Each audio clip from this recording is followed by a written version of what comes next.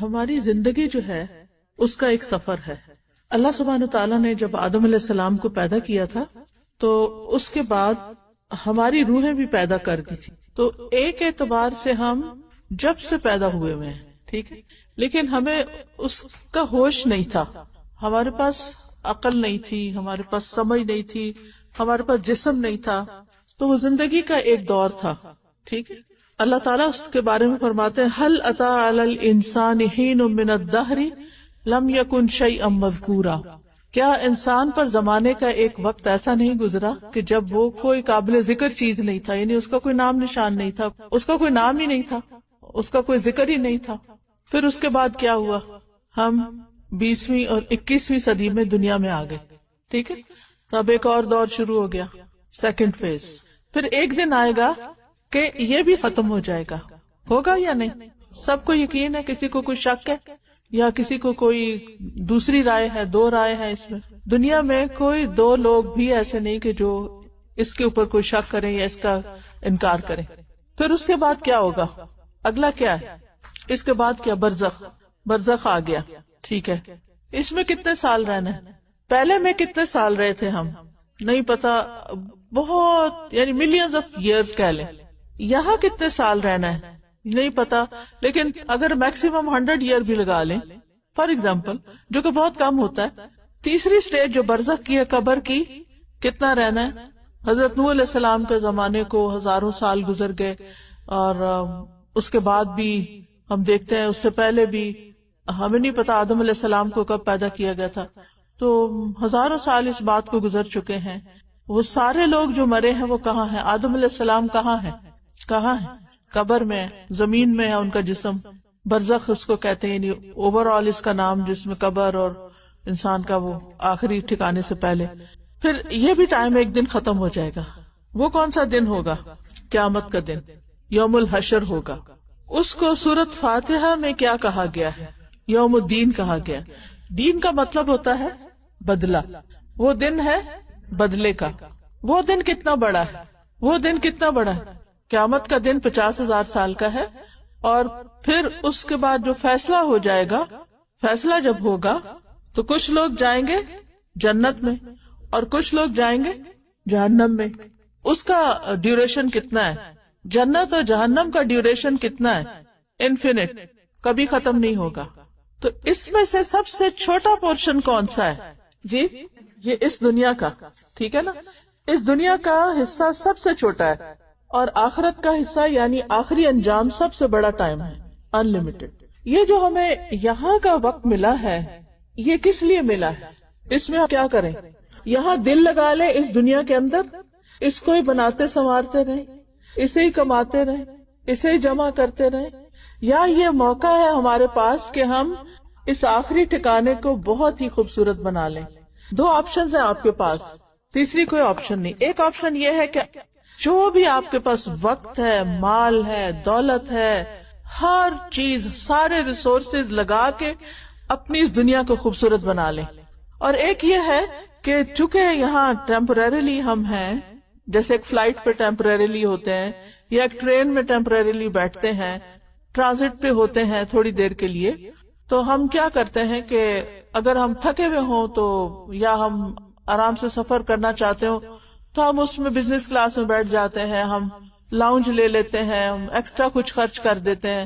لیکن ہمیں پتا ہوتا ہے یہاں سارا وقت نہیں رہنا، اس لیے بعض لوگ کہتے ہیں کیا آپ 2 گھنٹوں کے لیے ہم بزنس لاؤنج کے پیسے دیں، ہم کیوں نہ ایسے ہی کرسی پہ بیٹھ کے کام چلاتے ہیں اور پھر ہم آگے چلے جائیں گے، اپنے گھر جا کے آرام کریں گے. ہم یہ کہتے ہیں گھر جا کے آرام کریں گے، کہیں بھی جا رہے ہوں تو. اور گھر کو اللہ تعالیٰ نے مسکن کا، سکون کی جگہ، وہ ہے ہی آرام کی، ہم نے وہیں آرام کرنا ہے جا کے. لیکن اگر وہاں آرام نہ ملا تو پھر کیا ہوگا؟ وہ ہم چھوٹے ہوتے تھے تو نانی یا کوئی خالہ شعر سناتی ہوتی تھی، اب تو کہتے ہیں کہ مر جائیں گے مر جائیں گے، مر کے بھی چین نہ پایا تو کدھر جائیں گے. پھر کدھر جائیں گے؟ واپس آئیں گے؟ واپس آ سکتے ہیں کہ اگر ہم چاہیں کہ ہم واپس آئیں اور ہم ادھر آ کے دوبارہ بہت اچھے سے اپنی آخرت کے لیے تیاری کر کے جائیں، کیونکہ پہلی دفعہ تو ہمیں غلطی لگی، ہم نے اپنی ساری ایفرٹ دنیا کے لیے لگائی جو پیچھے چھوڑ آئے، یہی چھوڑ کے جانا ہے. ہمارے پاس وہ کون سی چیز ایسی ہے، ہمارے ڈریس ہو، ہمارا گھر ہو، ہماری جیولری ہو، ہمارے بچے ہوں، ہمارا جاب ہو، ہماری سرٹیفکیٹس ہو، کون سی چیز ہمارے ساتھ جائے گی، اس کا نام لیں. اور میں تو عمل کا پوچھا ہی نہیں ابھی، میں تو صرف دنیا کی چیزوں کا پوچھ رہی ہوں کہ دنیا کی جن چیزوں کے پیچھے ہم بھاگتے رہتے ہیں، ہمارے پاس یہ بھی ہونا چاہیے، یہ بھی ہونا چاہیے، یہ بھی ہونا، جہاں کہیں کوئی نئی چیز، کوئی اچھی چیز دیکھ لیتے ہیں نا، پھر ہمارا کیا دل چاہتا ہے اب یہ میرے پاس بھی ہو. پھر ہم کیا کرتے ہیں، اس کی تلاش میں لگ جاتے ہیں. پھر اس کی قیمت ادا کرنی ہوتی ہے، کیونکہ کوئی چیز مفت تھوڑی ہوتی ہے. پھر اس قیمت ادا کرنے کے لیے ہم ساری اپنی ایفرٹ لگا دیتے ہیں مال کمانے کو، اور پھر وہ چیز ہمارے پاس آ جاتی ہے. پھر وہ اگر زیادہ ہی قیمتی ہو تو ہم اس کو تھوڑا تھوڑا استعمال کرتے ہیں اور زیادہ وقت اس کو کہاں رکھتے ہیں. آپ کی جو سب سے اچھی جیولری ہے وہ کہاں رکھی ہوئی ہے؟ بینک میں رکھی ہوئی ہے. اس کو آپ کبھی کبھی بس نکال کے پہنتے ہیں.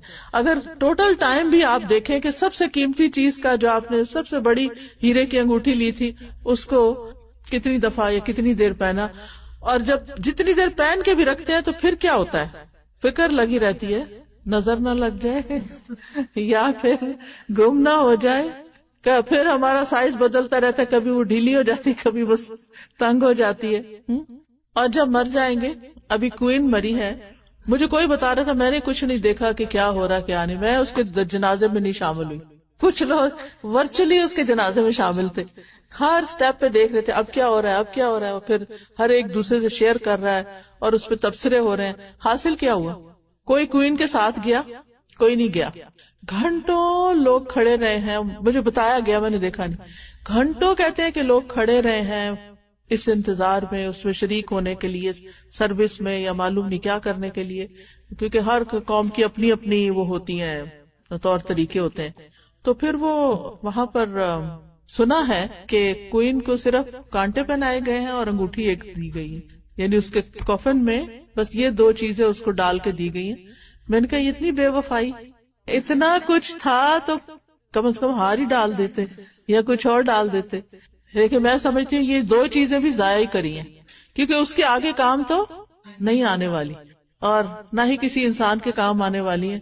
اب اس قبر کی بھی حفاظت کرنی پڑے گی، کیونکہ اس میں بھی ڈر ہے کہ کوئی ہو تو وہ قبروں کے اندر سے بھی کفن بھی چرا لیتے ہیں، تو اگر کوئی اتنی قیمتی انگوٹھی اور کانٹے پڑے ہوئے ہوں تو پتہ نہیں کیسے چھوڑے.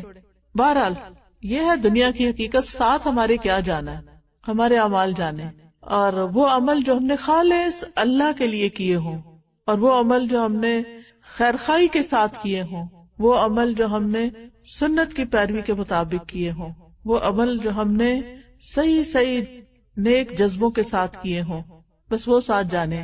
سارے نیک عمل بھی نہیں جانے اگر نیت ٹھیک نہیں، اگر طریقہ ٹھیک نہیں، وہ بھی نہیں ساتھ جانے. اگر کوئی بہت بڑی مسجد بھی بنوا دیتا ہے نا اور اس کی نیت اچھی نہیں، اس کا بھی زیرو ہو جانا ہے، وہ بھی کوئی فائدہ نہیں.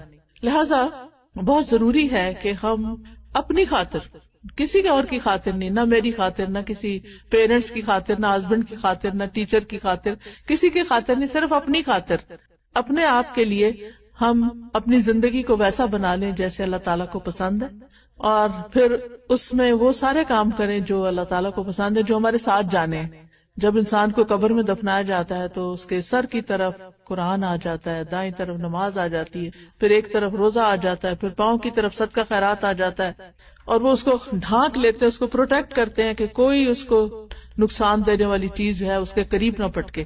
اور وہاں پر اگر اللہ نہ کرے کہ ہماری نمازیں پوری نہیں، اگر ہمارے صدقے خیرات میں کمی ہے یا ہمارے قرآن پڑھنے میں کمی ہے، تو پھر اللہ نہ کرے کہ کوئی چیز کاٹنے کو آئی یا کوئی چیز کھانے کو آئی تو ہم روئیں یا چیخیں.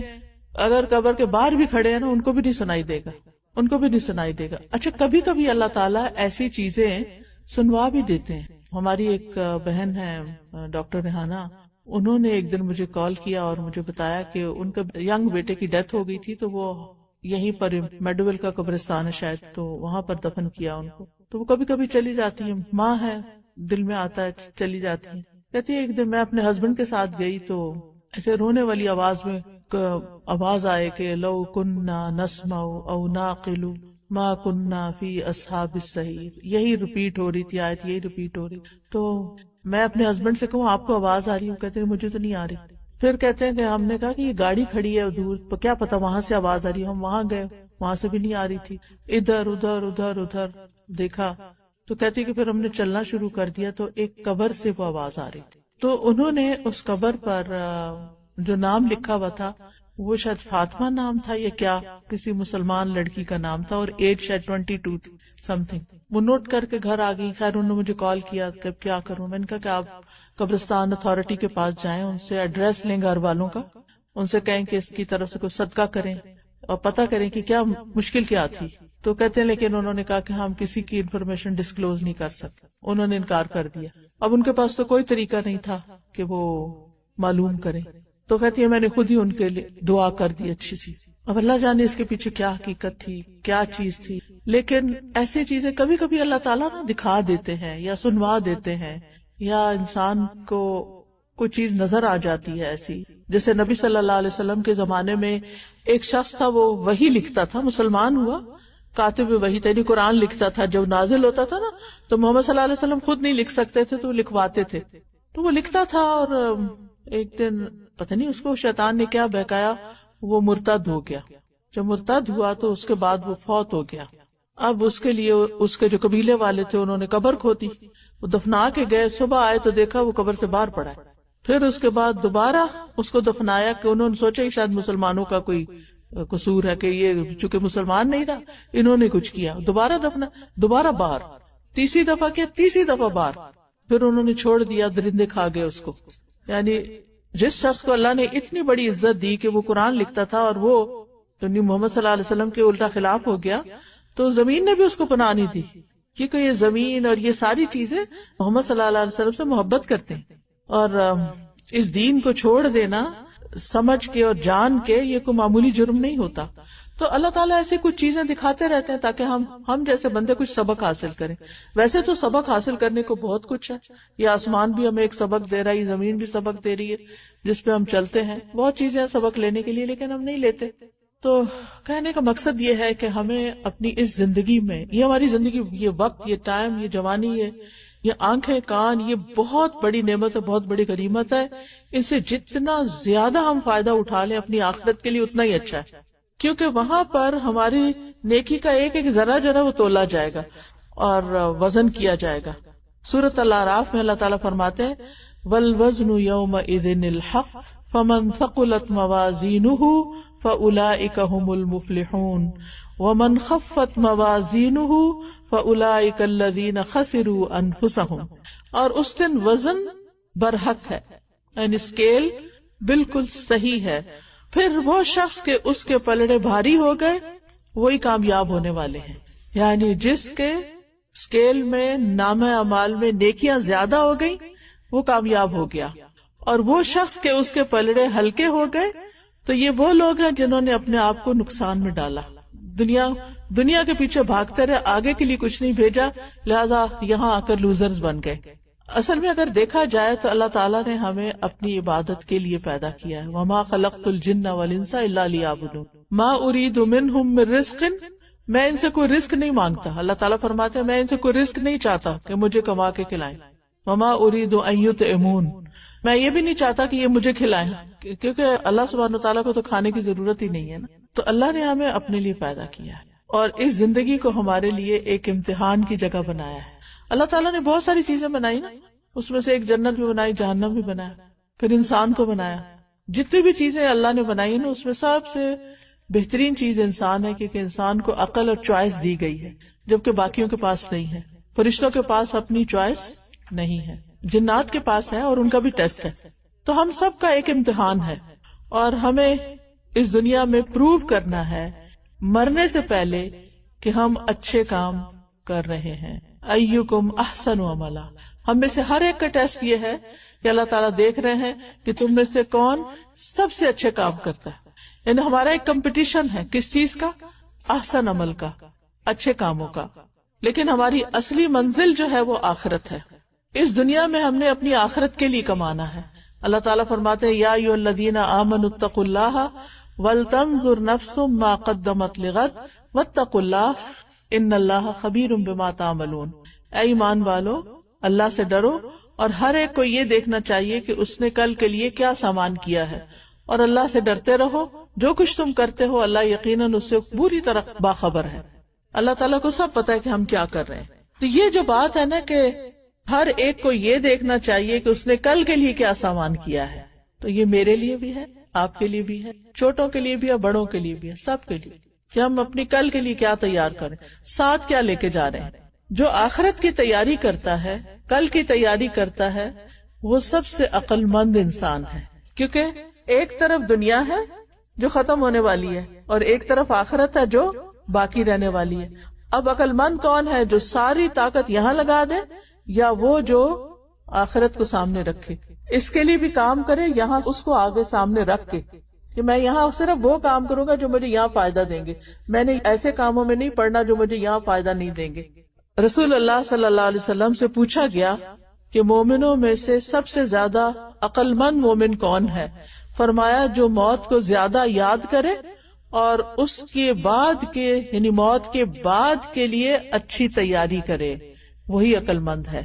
کیونکہ قیامت کے دن ہمیں ایسی زندگی ملے گی جو کبھی ختم نہیں ہوگی، ایسے جسم ملیں گے جو مرنے والے نہیں ہوں گے، ان جسموں پہ موت نہیں آئے گی، کوئی مار نہیں سکتا. یعنی دنیا میں تو یہ ہوتا ہے نا کہ اگر کسی کو اپنی دنیا کی زندگی اچھی نہیں لگ رہی تو وہ کیا کرتا ہے؟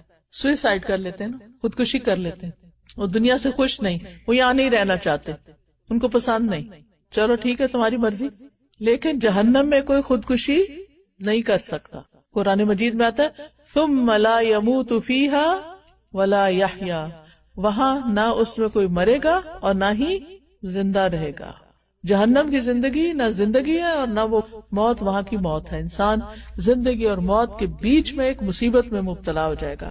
لہٰذا ہم میں سے ہر شخص کو اپنی زندگی کا ہر دن سوچ سمجھ کے گزارنا چاہیے، سنت کے مطابق گزارنا چاہیے. جیسے ابھی بہن نے کہا کہ ہمیں بہت ساری چیزیں پتہ ہوتی ہیں لیکن ہم کرتے نہیں، تو اپنی ایسی پلاننگ کریں، ڈے پلاننگ، کہ آپ میکسیمم سنتوں کی پیروی کریں تاکہ آپ کا سارا دن کیا بن جائے؟ عبادت. دن کا آغاز کریں اللہ کے ذکر سے، اللہ کے شکر سے. شکر سے کیسے آغاز ہوگا؟ اٹھتے ہی کیا پڑھیں گے سب سے پہلے؟ الحمدللہ الذی احیانا بعدما اماتنا والیہ النشور. جس کو دعا نہیں آتی کوئی شرمانے کی بات نہیں، انسان ساری زندگی سیکھتا ہے. مجھے اب تک کئی دعائیں نہیں آتی تو میں اپنے پاس لکھ کے لگا لیتی ہوں، پھر ان کو پڑھتی رہتی، پھر یاد ہو جاتی. اسٹیکی نوٹس ملتے ہیں اب تک کہ ختم ہو گیا؟ ملتے ہیں نا.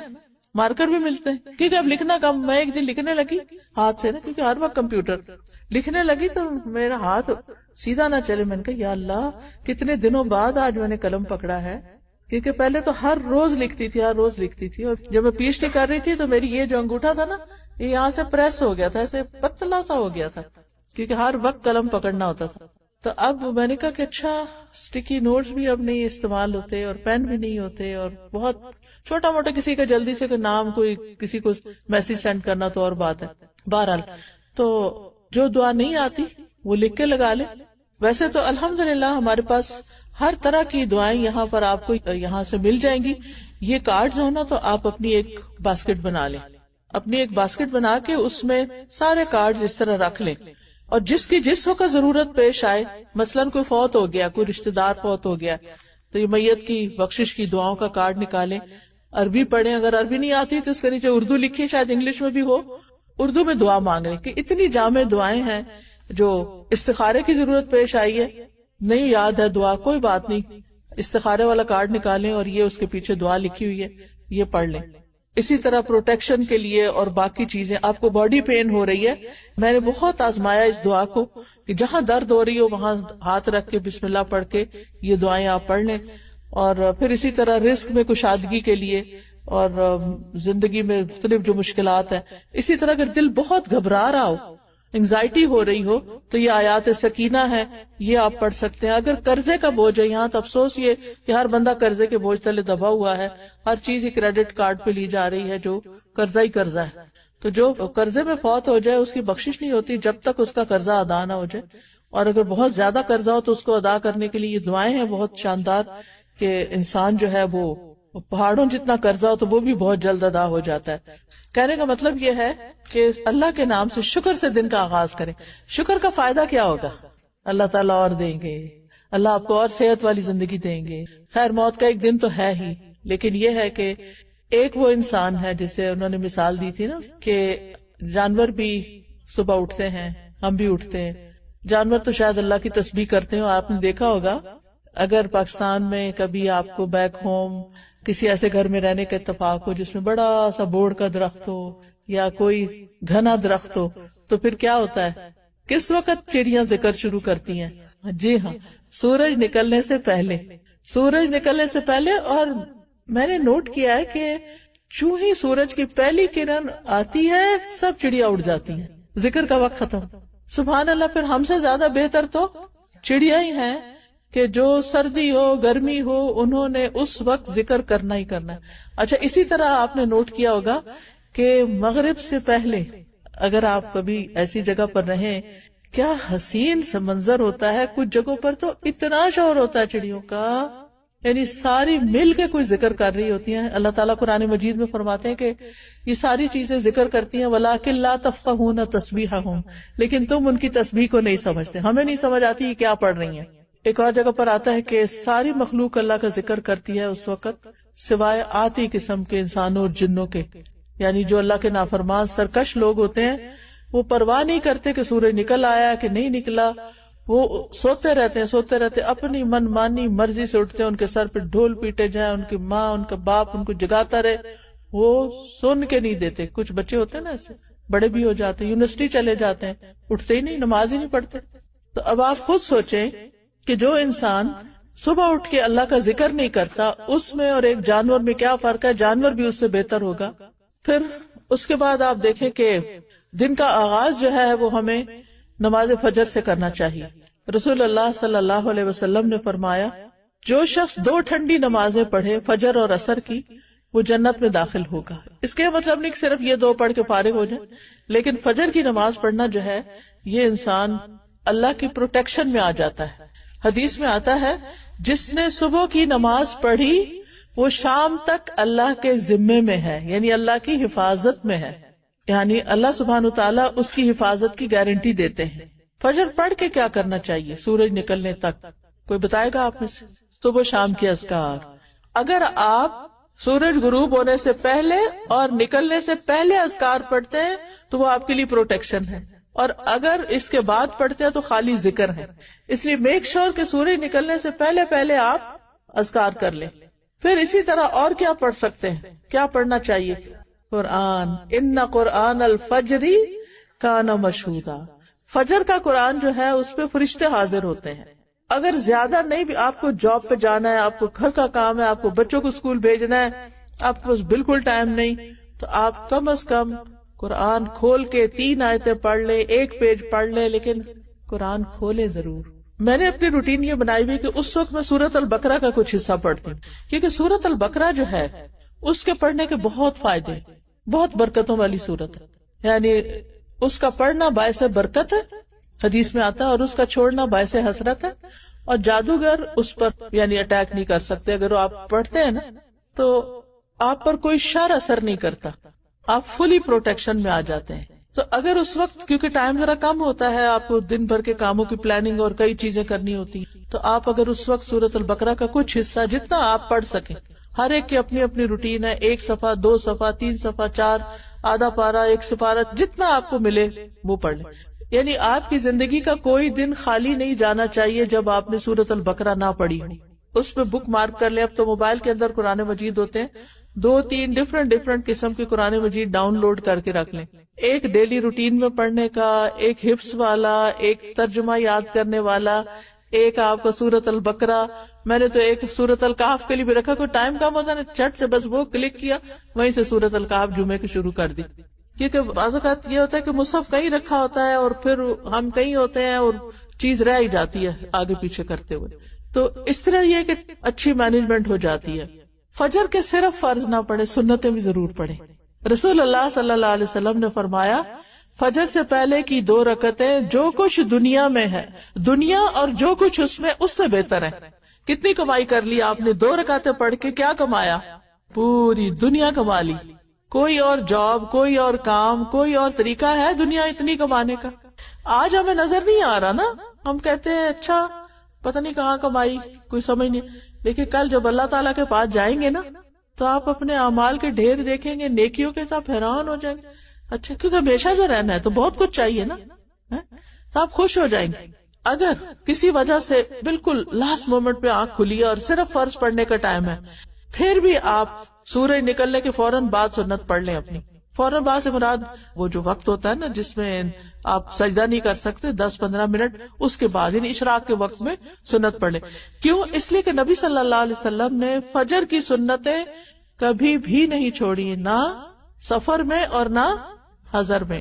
پھر اپنے دن کی 5 نمازیں وقت کی پابندی کے ساتھ ضرور ادا کریں. یہ آخرت کی تیاری کروا رہی ہیں، ٹھیک ہے، وہ پیپر جو ہے نا اس کو حل کروا رہی ہیں کہ کن کن چیزوں کی پوچھ ہوگی جو فرض کے درجے میں لازمی چیزیں ہیں جو ہمیں کرنی چاہیے، اور کچھ ساتھ ساتھ مستحبات بھی. کیونکہ کھانے میں ہم صرف روٹی اور سالن نہیں کھاتے، کیا لیتے ہیں ساتھ؟ کچھ نہ کچھ. خالی روٹی سالن تو ہم سمجھتے ہیں کہ یہ کوئی کھانا ہے، کچھ تو ہو رہا ہے. کوئی اچار لے لیتا ہے، کوئی سیلیڈ رکھتا ہے، کوئی میٹھا، کوئی نمکین، کچھ نہ کچھ. اور سالن بھی ہمارا سنگل چیز تھوڑی ہوتی ہے، ہم نے پیاز بھی ڈالنے، ہم نے لہسن بھی ڈالنا، ہم نے نمک ڈالنا، ہم نے مرچ ڈالنا، پتہ نہیں کیا کیا ڈالتے ہیں، تب جا کے ہمارا کھانا بنتا ہے. خیر، تو نماز میں بھی فرض نماز ہے تو پڑھنی ہے، سنت وغیرہ کا بھی اہتمام کریں. رسول اللہ صلی اللہ علیہ وسلم سے پوچھا گیا سب سے افضل اعمال کون سے ہیں؟ آپ نے فرمایا نماز کو اس کے اول وقت پر پڑھنا، نماز کو اس کے اول وقت پر پڑھنا. اور جو شخص نمازوں کی حفاظت کرتا ہے اس کے لیے جنت کا وعدہ، اور جو ان کو ضائع کر دیتا ہے اس کے لیے حدیث میں آتا ویل ہے، اور ویل جہنم کی ایک وادی ہے جس سے جہنم بھی پناہ مانگتی. اب یہ تو ہے ہمارے اوپر فرض اور ہم نے ادا کرنا ہے، لیکن یاد رکھیے جو شخص سستی اور غفلت کی وجہ سے فجر کی نماز نہیں پڑھتا اس کا حشر کیا ہونے والا ہے؟ بخاری کی روایت ہے، صحیح بخاری میں آتا ہے، سمرہ بن جندب سے روایت ہے، نبی صلی اللہ علیہ وسلم نے خواب بیان کرتے ہوئے فرمایا انہیں خواب میں دکھایا گیا. اور نبی کا خواب کیسا ہوتا ہے؟ سچا ہوتا ہے. آپ کو کچھ چیزیں خواب میں دکھائی جاتی تھی، کچھ جبریل لے کر آتے تھے اور کچھ ویسے.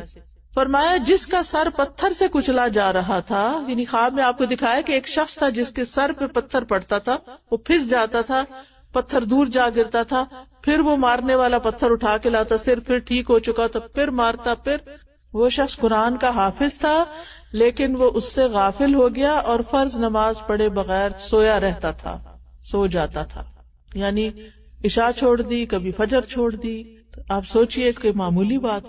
آپ یہ بھی کہہ سکتے ہم کون سے حافظ ہیں، لیکن ہم مسلمان تو ہیں نا. کتنے ہی بچے ہیں جو حفظ کر لیتے ہیں اس کے بعد اپنا اللہ نہ کرے اللہ کو دین بھی چھوڑ دیتے ہیں. میرے پاس ایک ماں آئی، بیچاری بہت تکلیف میں تھی، وہ کہہ لیں کہ میرے بچے کو قرآن حفظ ہے اور ابھی بھی اس کو ایسے حفظ ہے لیکن وہ اس کا بلیف ختم ہو گیا، وہ مسلمان نہیں رہا. اس کو پہلے شک آیا، پھر شک کے بعد اس کو ایسے دوست مل گئے، ایسے لوگ مل گئے، انہوں نے اور بھٹکایا، اب وہ آؤٹ ہے. اس ماں کا حال کیا ہوگا جس نے حفظ کرانے میں اتنی محنت کی. دنیا میں ہر جگہ فتنے ہیں لیکن یہاں زیادہ ہیں، اس ماحول میں زیادہ ہے. اس لیے بہت ضروری ہے کہ آپ کے اپنے عمل کا نمونہ جو ہے وہ اپنے بچوں کے سامنے رہے تاکہ انہیں بھی عمل کرنا آسان ہو. پھر نماز لیٹ کرنا جو ہے یہ منافقت کی علامت ہے. جیسے ٹائم ہو گیا نا تو یہ نہیں کہ اب اور کام کرتے رہے بالکل آخری وقت میں نماز پڑھی. نبی صلی اللہ علیہ وسلم نے فرمایا، علا بن عبد الرحمن سے مروی ہے کہ وہ ظہر کی نماز سے فارغ ہو کر حضرت انس کے گھر گئے. ان کا گھر مسجد کے کونے میں تھا. جب ہم ان کے پاس گئے تو انہوں نے فرمایا کیا تم نے عصر پڑھ لی ہے؟ ہم نے کہا ہم ابھی ظہر پڑھ کے آئے. انہوں نے فرمایا عصر پڑھ لو. ہم کھڑے ہوئے تو ہم نے نماز پڑھی. فارغ ہوئے تو کہنے لگے میں نے رسول اللہ صلی اللہ علیہ وسلم کو یہ فرماتے ہوئے سنا ہے، یہ تو منافق کی نماز ہے کہ سورج کو بیٹھے دیکھتا رہتا ہے، جب وہ شیطان کے 2 سینگوں کے درمیان ہوتا ہے یعنی غروب ہونے لگتا ہے تو اٹھ کے 4 ٹھونگے مارتا ہے اور اس میں اللہ کا ذکر کچھ نہیں کرتا. تو یہ منافق کی نماز ہوتی ہے. تو نماز کو اطمینان سے ادا کریں، سجدے اور رکوع اطمینان سے ادا کریں. نماز میں اپنی ڈریسنگ ٹھیک رکھیں. افسوس کے ساتھ کہنا پڑتا ہے کہ یہاں پر بچوں کے پراپر کپڑے ملتے ہی نہیں. بچیاں نماز کی عمر 7 سال ہو گئی لیکن اتنا ٹائٹ پجامہ ہے، اتنا ٹائٹ شرٹ ہے، بازو بالکل پھنسے ہوئے ہیں، پجامہ پھنسا ہوا ہے، نماز پڑھ رہے ہیں، پیچھے سے ہپس سارے نظر آ رہے ہیں. ایسے کپڑوں میں نماز نہیں ہوتی. اگر نہیں ہے اپنا قمیص شلوار نہیں، ڈھیلے کپڑے نہیں ہے یا اسکرٹ وغیرہ نہیں ہے کہ جس میں ٹانگیں نظر نہ آئے، تو پھر بچوں کو سلاد ڈریس بنا کے دیں گھر میں کہ جس کو وہ پہنے اور اس میں پراپر طریقے سے نماز پڑھے. وہ بےچارے پڑھے جا رہے ہیں، ان کو کون بتائے گا؟ ماں باپ ہی بتائیں گے نا. اور اگر ماں باپ بھی نہیں بتائیں گے تو پھر کیا ہوگا؟ محنت ضائع. میں نے پہلے بھی کہا تھا نا کہ ہمارے سارے جو ہم نے اپنی طرف سے نیک سمجھ کر نیک کام کرتے ہیں، سارے آگے نہیں جا سکتے کیونکہ طریقہ ٹھیک نہیں ہے کچھ چیزوں میں. جب اسکول میں بچے آنسر لکھتے ہیں غلط تو کیا ان کو نمبر مل جاتے ہیں؟ نہیں ملتے نا. پھر اسی طرح ہے کہ نماز کے بعد بھی کچھ اذکار کیا کریں کیونکہ وہ دعاؤں کی قبولیت کا وقت ہوتا ہے. 10 بار سبحان اللہ سبحان اللہ سبحان اللہ سبحان اللہ، 5 انگلیوں پہ 2 دفعہ پڑھے، 10 دفعہ سبحان اللہ، 10 دفعہ الحمدللہ، 10 دفعہ اللہ اکبر ہو جاتا ہے. اور پھر دعا مانگے. اور نبی صلی اللہ علیہ وسلم نے فرمایا کہ 2 خصلتیں ہیں یا 2 عادتیں اگر کوئی مسلمان بندہ ان کی پابندی کرے تو جنت میں داخل ہو. یعنی اگر پابندی کے ساتھ ہر روز یہ پڑھے تو جنت میں داخل ہوں گے انشاءاللہ. پھر یہ ہے کہ قرآن مجید پڑھنے کے لیے اب صبح کو تو آپ نے پڑھ لیا، لیکن صبح کے وقت ٹائم کم تھا تو آپ کو موقع نہیں ملا. اگر اللہ تعالیٰ نے آپ کو قرآن کی نعمت دی ہے، آپ حافظ ہیں یا کچھ حصہ بھی حفظ کیا ہوا ہے یا پھر حفظ کر رہے ہیں یا پھر آپ ناظرہ اچھا پڑھ لیتے ہیں، اللہ نے آپ کو پڑھنا سکھا دیا، تو آپ کیا کریں؟ لونر کیلنڈر کے ساتھ اپنا قرآن ختم کر لیا کریں. یعنی اسلامی مہینے کے ساتھ اپنا قرآن ختم کر لیں. وہ کیسے ہوگا وہ میں اس کو نہیں بتاتی، یہ والی ٹیکنیک میں نہیں بتاتی. کیوں؟ اس لیے کہ میں نہ اس پہ خود عمل کر سکی آج تک. ہر نماز کے بعد تو اتنا مسئلہ ہوتا ہے، وہ بچہ کھینچ رہا ہے، وہ کوئی یعنی عورتوں کے ساتھ کتنے مسائل ہیں. ہسبینڈ گھر پہ آگے، اب وہ ہسبینڈ آ کے کھڑے ہیں، کھانا مانگ رہے ہیں اور آپ کے میرے 4 صفحے ہونے والے ہیں. میں اس کے حق میں نہیں ہوں. جب آپ کے پاس ٹائم ہونا، چھوٹی سی بھی ونڈو ہو، کھول لیں اپنا موبائل، ساتھ ہی شروع کر دیں. دن بھر لگے رہیں، ایک صفحہ پڑھا تھوڑا، نہ اس کو کہیں رکھنے کا مسئلہ، نہ اس کو کہیں ناپاک اور پاک کا مسئلہ، کچھ بھی نہیں. آپ اس کو کھولیں اور اس میں سے پڑھیں اور شام تک، رات تک، سونے سے پہلے تک ختم کر لیں. نہیں ہوا تو اگلے دن صبح. تو بہرحال ہر روز اگر 1 سپارہ کرے نا تو مہینے میں قرآن ختم ہو جاتا ہے. تو سال میں 12 ہوں گے اور 5 سالوں میں کتنے ہوں گے؟ 60. ماشاء اللہ. اور پھر 10 سالوں میں کتنے ہو جائیں گے؟ تو کوئی چیز تو ہوگی نا ساتھ لے جانے کی. لیکن اگر ہم اپنا ٹارگٹ نہیں سیٹ کرتے نا تو پھر کیا ہوتا ہے؟ پھر نہیں ہوتا. پھر کہتے ہیں اچھا ذرا فارغ ہو کے وضو کر کے بیٹھیں گے اور پھر تسلی سے پڑھیں گے. ہم خواتین کی زندگی میں ہم اپنی مرضی کے مالک نہیں ہے نا. ہمارے اوپر بہت سارے لوگوں کی ذمہ داری ہوتی ہے اور سب کے حقوق دینے ہوتے ہیں. کوئی ادھر سے کھینچ رہا ہے، کوئی ادھر سے بلا رہا ہے، کوئی کچھ کہہ رہا ہے، کوئی کچھ کہہ رہا ہے. تو اس کے اندر سے ٹائم نکالنا ہے، نیت کر لینی ہے، دعا کرنی ہے، اللہ تعالیٰ موقع دے دیتا ہے. اور قرآن کو نا اپنے قریب رکھا کریں، دل کے بھی قریب اور ہاتھوں میں بھی. اور اگر مصحف ہو تو اور بھی اچھا. ابو ہریرہ کہتے ہیں آدمی کو جب اس کی قبر میں لایا جاتا ہے تو فرشتہ اس کے سر کی طرف سے عذاب دینے کے لیے آتا ہے تو تلاوت قرآن اسے دور کر دیتی ہے. یہ قرآن پڑھتا تھا، ٹھیک ہے، تو یہ قرآن پروٹیکشن دینے والا ہے، اس کو نہ چھوڑیں. یہ سفارش کرنے والا ہے. ہم سب کو قیامت کے دن سفارش چاہیے، تو قرآن کی سفارش اگر ہم نے اس کو اپنے ساتھ رکھا تو یہ بھی ہمارا سفارشی ہوگا. اگر اللہ موقع دے اور آپ گھر پہ ہی ہوتے ہیں، کام پہ نہیں جاتے، تو آپ کو بس اشراق پڑھنے کا بھی ٹائم ہوتا ہے. اور یہ جو 2 رکعتیں ہیں 360 جوڑوں کا صدقہ ہے. کام کر کے آپ کی باڈی پین ہوتی ہے، جوڑوں میں درد ہوتا ہے. آج ہر دوسرا بندہ جو ہے وہ اس کی شکایت کرتا ہے کہ اس کے جوڑوں میں درد ہے. یہ 2 رکعتیں سارے جوڑوں کا صدقہ ہے. میں نے اپنی زندگی میں آزمایا ہے، الحمدللہ میرا جوڑوں کا درد ٹھیک ہو گیا. یعنی جب میں نے یہ پڑھا تو میں نے کہا ہے یہ اتنا اچھا نسخہ. ابھی ذکیہ بہن بتا رہی تھی نا کہ یہ ساری چیزیں ہماری زندگی کو بھی یعنی اس کے مطابق، سنتوں کے مطابق ہم اگر عمل کرتے ہیں تو فائدہ ہی فائدہ ہے. صرف آخرت کا فائدہ نہیں ہے، یہ بھی میں بتاتی چلوں، اس دنیا میں فائدہ شروع ہو جاتا ہے. اور پھر جیسے قرآن مجید پڑھنا ہے نا، کل کسی بات پہ میں تھوڑی سی اپسٹ سی ہو گئی. انسان ہے نا، کبھی کبھی کسی کی کوئی بات تیکھی لگ جاتی ہے، تکلیف دیتی، اس کو پتہ بھی نہیں ہوتا. ہم کسی کو بلیم نہیں کر سکتے، کسی کو پتہ نہیں ہوتا، ہم ہی اچانک ہمارے دل کو کچھ ہو جاتا ہے. آپ کبھی بلا وجہ روئی؟ بہت دفعہ، میں تو بہت دفعہ بلا وجہ بھی روئی ہوں. کوئی وجہ نہیں ہوتی، ہمیں رونا آ رہا ہوتا ہے. ہم خواتین ایسے ہی ہوتی ہیں، کوئی اور رو رہا ہو تو اس کو دیکھ کے بھی رونے لگ جاتے ہیں، ہمیں نہیں پتا ہوتا وہ کیوں رو رہا ہے، ہم بھی ساتھ شامل ہو جاتے ہیں۔ الحمدللہ یہ اچھی بات ہے، یعنی آنسو کا جلدی آنا جو ہے نا یہ اللہ کی رحمت ہے، اور آنسو نہ آنا سخت دلی کے علاوہ۔ آج میں کلاس کے بعد میٹنگ تھی، میٹنگ کے بعد میں باہر نکلی تو کچھ لوگ کوریڈور سے جا رہے تھے ہال کی طرف، کلاس روم کی طرف جا رہے تھے، تو انہوں نے بوٹ پہنے ہوئے تھے، تو سمیتا کہنے لگی ان کو کہ یہ جوتے لے کے نہیں ادھر جاتے، تو وہ دیکھنے لگے تو ان کا مجھے بات نہیں سمجھ آئی آپ کیا کہہ رہے ہیں، اور مجھے اچانک خیال ہے کہ کہیں یہ ان لوگوں کی کلاس تو نہیں، کیونکہ الحمدللہ الہدا نے کچھ عرصہ پہلے سے کووڈ سے پہلے شروع کیا تھا، پھر کووڈ آ گیا تو جتنے بھی ڈیف لوگ ہیں ان کے لیے اشاروں کے ساتھ قرآن کی تفسیر سکھائی جاتی، تو وہ جس وقت ہوتی تھی اس وقت میں یا تو باہر کہیں نکلی ہوتی، درس کا ٹائم ہوتا تھا، جیسے سنڈے کا دن تو وہ ذرا لیٹ کرتے تھے تو میں ہوتی نہیں تھی، یا کوئی موقع نہیں ملا جا کے دوبارہ دیکھنے کا۔ اچھا آپ یقین کریں کہ جب وہ جوتے وغیرہ اتار کے تو اندر گئے نا، تو میں نے کہا میں ذرا ایک نظر دیکھوں تو صحیح، جو ہی میں نے اندر دیکھا میری ایک دم آنکھیں بھر آئی، دل میرا ایسے لگا پگھل گیا، حالانکہ چاند ہی لوگ بیٹھے ہوئے تھے، لیکن میں نے کہا اللہ تیرا شکر تو نے توفیق دی کہ ان کو بھی تیرا قرآن بتا سکیں، سنا تو نہیں سکتے لیکن، اور وہ اتنی توجہ سے دیکھ رہے تھے نا، کیونکہ ان کو دیکھ کے سمجھنا پڑتا ہے نا، کانوں میں تو پیچھے سے بھی آواز آ رہی ہے، ادھر سے بھی کلاس ہو رہی ہے اور ہم سو رہے ہیں، آنکھیں بند کی ہوئی ہیں کیونکہ کانوں میں آ رہی آواز، وہ تو آنکھیں بھی نہیں بند کر سکتے، دیکھ کے سنتے ہیں۔ تو اچھی بات ہوتی ہے کہ ایسی ایسی چیزیں دیکھے انسان اور انسان کا دل جو ہے وہ پگھل جائے۔ بہرحال قرآن دلوں کو نرم کرتا ہے، تو جو ہی میرے دل میں تھوڑی سی تکلیف شروع ہوئی نا، میں نے سب کچھ چھوڑ کے قرآن شروع کر دیا پڑھنا، پڑھتی رہی، تھوڑی دیر کے بعد میں بالکل نارمل واپس، کیونکہ میں نہیں چاہتی تھی کہ میرے دل کے اندر کسی وقت کوئی ایسی چیز ہو کہ جو میں کر رہی ہوں اس کو میں انجوائے نہ کروں، کیونکہ جب انسان کو کوئی ایسی بات دل کو لگی بھی ہوتی ہے نا، تو نہ کھانا انجوائے کر سکتا ہے، نہ کسی سے بات، نہ پڑھنا، ہر کام بے مزہ ہو جاتا ہے۔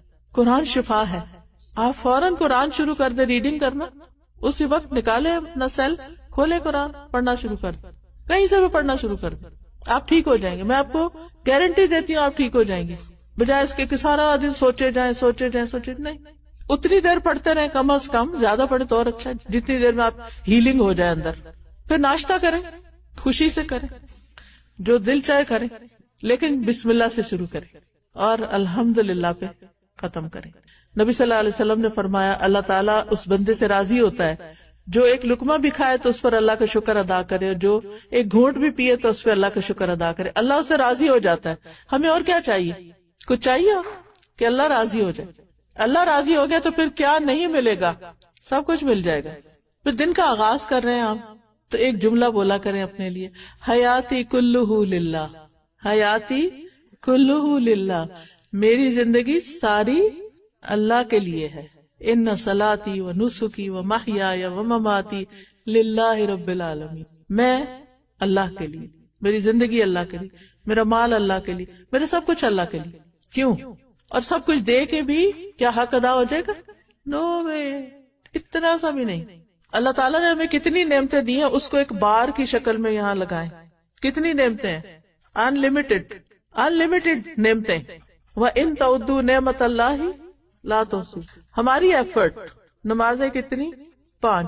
کوئی ہوگا جو تہجد بھی پڑھ لے اور ساتھ اشراق بھی پڑھ لے، وہ کہتے ہیں اٹس ٹو مچ، اتنا بھی نہیں کرنا چاہیے۔ لوگ تو 5 نمازوں کو ٹو مچ کہتے ہیں، تہجد تو دور ہے۔ پھر دن میں کتنی دفعہ تسبیح و ذکر کرتے ہیں، اس کو بھی گن لیں، وہ بھی گنا ہوا، سب کچھ گنا ہوا۔ جو ہم کر رہے ہیں اس کی بار بس ادھر ہی ہے، وہ سب گنا ہوا ہے، اور یہ جو ہمیں مل رہا ہے انلمیٹڈ۔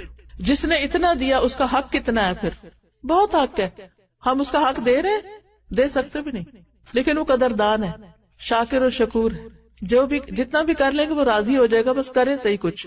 پھر اس کے بعد یہ کہ ہر روز اپنے نفع مند علم میں ضرور اضافہ کریں، دین کا ہو یا دنیا کا، ہر روز سیکھنے والے بن جائیں، کیا فائدہ ہوگا۔ اور اگر آپ اپنے گھر سے نکل کے کہیں جا کے سیکھ سکیں تو وہ تو اور بھی اچھا ہے۔ نبی صلی اللہ علیہ وسلم نے فرمایا جو شخص صبح کے وقت اس لیے مسجد کی طرف نکلا کہ بھلائی سیکھے یا سکھائے تو اس کے لیے پورا حج ادا کرنے کی مثال اجر ہے، اتنا بڑا ثواب۔ اور جو چل کے جاتا ہے اس کے لیے جنت کا راستہ آسان ہو جاتا ہے۔ لیکن اس کے لیے اپنا وقت مقرر کریں. روزانہ کا کوئی وقت، کوئی لیکچر سننا ہے، کچھ نوٹس بنانے ہیں، کچھ اچھی سی ایک ڈائری بنا لیں، اور اگر ٹائپنگ آتی ہے تو جلدی سے ٹائپنگ پہ، یعنی سیکوینس میں، چاہے قرآن سننا شروع کریں، قرآن کے کوئی تفسیر سننا شروع کریں یا کوئی لیکچر سیریز، سیکوینس میں کریں. کام کی کوئی نہ کوئی بات اس میں اپنے نوٹ کریں، عمل کی کوئی بات نوٹ کریں، اپنے آپ کو فریش کریں اور اپنے ایمان میں اضافہ کریں، اور اس ایمان کے ساتھ اپنے دلوں کو زینت بخشیں. اس کا فائدہ کیا ہوگا؟ آپ اپنے بچوں کی تربیت بھی صحیح کر سکیں گے. وہ جہالت کے ساتھ نہیں کی جا سکتی. آپ کے اندر ٹالرنس زیادہ آئے گی، صبر زیادہ آئے گا، لوگوں سے خیر خواہی زیادہ آئے گی، لوگوں سے محبت آئے گی، انسانوں کی قدر آئے گی، زندگی آسان ہوگی، زندگی خوبصورت ہوگی، لڑائی جھگڑے گھر میں کم ہوں گے، شیطان بھاگ جائے گا. دیکھیں، آپ وہ سینٹرل پلر ہیں گھر کا جس کے ساتھ ساری چیزیں بندھی ہوئی ہیں. کسی کو کوئی چیز چاہیے ہوتی ہے تو کیا کرتا ہے؟ کیا کہتا ہے؟ ماما یہ فلاں چیز کدھر ہے، یہ کہاں رکھا ہے، ماما بھوک لگی ہے، ماما پانی چاہیے، ماما یہ. اور اگر آپ گھر سے نکلنے لگے تو بچوں کو کیا ہو جاتا ہے، کہاں جا رہی ہیں، کب آئیں گی؟ اور ان کو آپ کے پیچھے کھانا بھی نہیں فریج سے ملتا، ان کو ایک ایک چیز آپ بتا کے آتے، دیکھو یہ وہاں راستے میں بھی کال کر رہے تھے، میسج کر رہے تھے، یہ چیز یہاں پڑی ہے، وہ ڈھکن اٹھانا، وہ ڈبہ اٹھانا. وہ اگر آپ کا موڈ آف ہے سارا دن، گھر والوں کا کیا حال ہوگا؟ خوشی ہوگی؟ اس گھر میں روشنی ہوگی؟ نہیں. آپ کو بہادر بننا ہے، آپ کو اپنے اوپر کنٹرول کرنا ہے، آپ نے اپنے آپ کو اٹھانا ہے، کیونکہ آپ کو دیکھ کے بچے مسکرائیں گے، آپ کو دیکھ کے ہسبینڈ مسکرائیں گے، آپ کو دیکھ کے گھر والے، کیونکہ آپ سینٹرل پلر ہیں. آپ کی صحت اچھی ہوگی تو باقی بھی خوش رہیں گے. اور اگر ہم اپنی جوانی میں ہائے ہائے کرنا شروع ہو گئے تو بیزار ہو جائیں گے. ہسبینڈ بھی بیزار ہو جاتے ہیں، کہتے یہ تو پلے ہی پڑ گئی ہے، میرے کچھ اور سوچو. نہیں، زندگی کے حقائق ہیں. تکلیف بھی ہو نا، بہت زیادہ ہسبینڈ کو نہ بتایا کریں، یہ راز کی بات ہے، آپ کو کمزور نہ سمجھیں. اچھا اگر آپ بتائیں گے نا تو سب سے پہلے کہیں گے اور نکلو گھر سے، اور جاؤ کلاسیں اٹینڈ کرو اور پڑھو. سب سے پہلا اٹیک اس پہ ہوگا. یہ چھڑائیں گے جو کہ ہماری لائف لائن ہے، یہ تو ہمارے لیے فیول ہے، ہمارے لیے چلنے کے لیے. پھر قلبی طہارت کے ساتھ ساتھ، دل کی اچھائی کے ساتھ ساتھ جسمانی طہارت کا خیال رکھنا ہے، جسم، ناخن، اپنے ہر چیز کو صاف ستھرا. کیونکہ جب فرشتے آتے ہیں نا جان لینے کے لیے تو وہ آ کے سلام کرتے ہیں، کہتے ہیں اے پاکیزہ روح جو پاکیزہ جسم میں تھی، پاکیزہ روح جو پاکیزہ جسم میں تھی، نکلو اپنے رب کی طرف چلو. تو اگر ہم گندے مندے رہیں تو فرشتے آ کے کیا کہیں گے؟ انہوں تو آ جانا اپنے ٹائم پہ جب بھی آنا. مسواک رب کی رضا کا ذریعہ ہے، وضو کے ساتھ مسواک کرے، لیکن یاد رکھیں بہت زیادہ نہ رگڑے، انیمل ختم ہو جاتا ہے. مسواک کا بھی صحیح طریقہ آنا چاہیے، 2 انگلیوں کے ساتھ بس ہلکا ہلکا پھیرنا ہے، کوئی رگڑنا نہیں ہے بہت زیادہ. ہاں جہاں جہاں پلیک ہے یا کچھ تو وہاں تھوڑا سا آپ کر لیں، لیکن کچھ لوگوں کو میں نے دیکھا ہے کہ بہت زیادہ. اور پھر صبح شام ٹوتھ پیسٹ، لا حول ولا قوت الا باللہ. ایک تو اس کے اندر جو کیمیکلز ہوتے ہیں وہ ہماری ٹنگ سک کر لیتی ہے، وہ ہمارے اندر ہی جاتے ہیں وہ بلڈ میں، اور پھر ہمارے لیور کو اور بھی کام کرنا پڑتا ہے ڈیٹاکس کرنے کے لیے. تو ہر وقت ٹوتھ پیسٹ نہیں، مسواک ہلکا پھلکا، یا خالی برش نرم والا لے لیں ہلکا پھلکا، کیونکہ منہ کی بو جو ہے نا فرشتوں کو دور کرتی ہے. کوئی پریشانی آ جائے تو رب پہ بھروسہ کرنا ہے، کہنا اللہ ہے نا. بعض اوقات ایسا ہوتا ہے نا، اپنے بچے تکلیف دیتے، اپنے ہی شوہر کی طرف سے کوئی تکلیف پہنچ جاتی ہے، اپنے بہن بھائیوں کی طرف سے کچھ اونچ نیچ، انسان ہے نا، کچھ نہیں، کوئی بات نہیں، انسان ہے، سب کو معاف کر دیا کریں. لیکن پھر اپنے اوپر بھی نہ لیا کریں کہ اپنے دل میں رکھ رکھ کے آپ بیمار ہو جائیں. یہ بھی نہیں کرنا. جب کوئی مسئلہ ہو، جو چیز گھبرانے لگے، ابھی بچے گئے ہوئے تھے نیو یارک، اب آپ کو پتا بارڈر کراس کرنا ہو، چاہے آپ جو بھی ہو، ایک فکر ہوتی ہے نا کہ کہیں مشکل نہ ہو. ڈرائیو کر رہے ہیں، رات کو کر رہے ہیں، دن کو کر رہے ہیں، 10 گھنٹے ڈرائیو کریں گے، کہیں سو نہ جائیں. اچھا جو ہی خیال آتا ہے تو دل میں کیا ہوتا ہے، ہوک، ایک ایسی ہوک اٹھتی. اللہ خیر، اب کتنی دفعہ آپ ہوک اٹھاتے رہیں گے؟ ایک دفعہ کہیں اللہ آپ کے حوالے کیے، آپ ٹیک کیئر کریں. فوضت امری الی اللہ، میں نے اپنا معاملہ اللہ کے سپرد کر دیا. ان اللہ بصیر بالعباد، اللہ بندوں کو دیکھ رہا ہے، وہ نگرانی کرنے والے، میں تھوڑی کر سکتی. اچھا کچھ لوگوں کی تو عادت ہوتی، گاڑی میں بیٹھتے ہیں تو ڈرائیور سے زیادہ وہ دیکھ رہے ہوتے ہیں کہ گاڑی سیدھی چل رہی ہے کہ نہیں چل رہی. بیک سیٹ ڈرائیور ہر وقت وہ ٹینشن کا شکار رہتے ہیں، کسی وقت ٹینشن فری نہیں ہوتے، اس لیے لائف کو انجوائے نہیں کر سکتے. ریلیکس نہ کریں. جس وقت خیال پریشانی کا، ٹینشن کا ہے نا، فوضت امری الی اللہ، میں نے اپنا معاملہ اللہ کے سپرد کر دیا. توکل کرنے والے لوگ جو ہے نا وہ جنت میں جائیں گے، جو اللہ پہ بھروسہ کرتے ہیں. ہم ہر چیز کو اپنے سر پہ نہ اٹھا لیں، ہر چیز کو اٹھا کے دے دیں اللہ، آپ اس کو سنبھال لیں. پھر ایک اور ٹپ یہ کہ کام کاج کرتے ہوئے غور و فکر اور ذکر جاری رکھیں. تسبیحات، درود شریف، کام کاج کرتے ہوئے، کھانا پکاتے ہوئے، چلتے پھرتے، اٹھتے بیٹھتے، کیونکہ ذکر انسان کے درجات کی بلندی کا باعث ہے. ایک بار سبحان اللہ اور الحمدللہ کہنے سے زمین اور آسمان کے بیچ کی چیز بھر جاتی ہے، اتنا ثواب. اور پھر یہ کہ کثرت سے توبہ استغفار، اپنی غلطیوں کو یاد کر کے، اکیلے ہوتے ہیں دن میں گھر میں تو اکیلے اکیلے رو لیا کریں اللہ کے سامنے، اللہ تعالیٰ مجھ سے بھی غلطی ہوئی، میری زبان سے یہ لفظ نکلا، ایسا ہو گیا ویسا ہو گیا، اللہ سے باتیں کی. پھر یہ کہ وقت کا بہتر سے بہتر استعمال، خواہ مخواہ کا سوشل میڈیا پہ بیٹھ جانا، فیس بک پہ ادھر جاؤ ادھر جاؤ، وہ کھول یہ کھول، وہ کوئی ڈرامہ دیکھنے بیٹھ گئے، کوئی کچھ. حاصل کیا ہے؟ کچھ بھی نہیں. جب بہت دل چاہے نا ڈرامے دیکھنے کو، پوچھا کرے کہ پورا قرآن سمجھ آ گیا مجھے. لوگوں کو کبھی لوگ کہتے ہیں اس سے بڑے سبق ملتے ہیں. پھر جو سبق قرآن نے دیے وہ سارے سیکھ لیے، وہ تو ابھی سیکھنے کا ٹائم نہیں ملا، اور اس کے لیے گھنٹہ گھنٹہ مل جاتا ہے. تو اپنی زندگی سے بے مقصد کام باہر نکال دیں اور بامقصد چیزوں کے اوپر فوکس کریں. کاموں کی روٹین بنائیں، ٹائم ٹیبل بنائیں، ہر آور کی ونڈو بنائیں کہ اس میں کیا کرنا ہے، اس میں کیا کرنا ہے، اور اس کے مطابق کام کریں. اور اللہ کی اطاعت کرنے کے لیے اپنے نفس سے جہاد کریں. دل نہیں چاہ رہا، نفس نہیں مان رہا، نہیں کرنا ہے. پتہ نفس کو نا دھوکہ دیتے اپنے نفس کو. کیسے؟ اچھا ابھی سنت کا ٹائم ہے، اچھا چلو ٹھیک ہے، فرض تو پڑھو، تو فرض پڑھ لی، اچھا اللہ اکبر. میں تو جب کبھی پھسلنے لگتے میں کہتی ہوں اللہ اکبر، ساتھ ہی سنت شروع کر، ساتھ ہی نفل شروع کر. اب کہاں جاؤ گی؟ اب تو پڑھنا ہی ہے نا، اب تو ختم، سلام پھیرو گی تو نکلو گی اس سے. تو اس طرح نا اپنے آپ سے نا جیسے جلدی سے کوئی بس کروا لیا کام، کیونکہ نمازوں کی حفاظت ضروری ہے نا. نماز قبر تک ساتھ جاتی ہے اور قبر میں بھی حفاظت کرتی ہے. ہر کام کو عبادت سمجھ کے کریں، خوشی خوشی کریں. کھانا پکانا ہو، باقی کام ہو، نیبرز کا خیال کرنا ہو، عیادت کرنا ہو، کسی کا حال پوچھنا ہو، ساتھ ساتھ اللہ کی نافرمانیوں سے بچیں. جہنم کو ذہن میں رکھتے ہوئے دعا کریں، اللہ اور اس کے رسول سے محبت کریں، ہر ایک سے اچھی طرح پیش آئیں. والدین کو خاص طور پہ خوش کریں، ان کو فون کیا کریں، ان کو میسج کیا کریں، اور اپنے گھر والوں کے چیزوں کا بھی خیال رکھیں. پڑوسیوں کی خبر گیری کریں، مریضوں کی یاد، سلام کو عام کریں. ٹھیک ہے. اور پھر باتیں کرتے ہوئے یہ یاد رکھیں ہر بات لکھی جا رہی ہے، کسی کو زبان سے اذیت نہیں دیں. کثرت سے صدقہ کریں، ہر روز صدقہ کریں. فقیروں مسکینوں کا خیال کریں، خوشی سے ان کو دیں. غصے سے بچیں، ناراضگی سے، قطع رحمی سے. دوسروں کے قصور معاف کر دیں. دل بڑے کریں، دلوں کی سختی دور کریں. برے خیالات سے بچیں. مشکل آئے تو نماز پڑھ کے مدد لیں. پریشانی اور غم میں لا الہ الا اللہ کی تسبیح زیادہ کریں. دعاؤں کو لازم کر لیں. تنگی کے بعد آسانی کا انتظار کریں.